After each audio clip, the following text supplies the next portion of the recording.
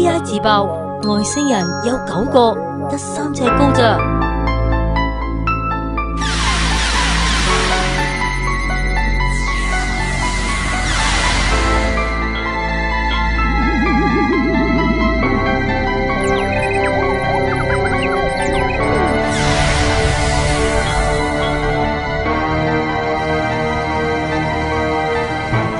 根據最新嘅 FBI 資料，着住件金屬衣嘅外星人有9個咁多，但係得3尺高。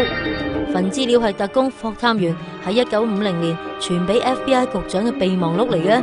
佢提到有15.2米長嘅飛碟，相信係被高性能雷達干擾搞到炒機㗎。其實美軍當時都承認空軍第8大隊轟炸隊好幸運咁揾到飛碟，不過第2日就改口話揾到嘅只係氣候監察儀。無論點解釋都好啦，自此羅茲威爾呢一個美國西部小城一夜成名，變咗 UFO 之鄉。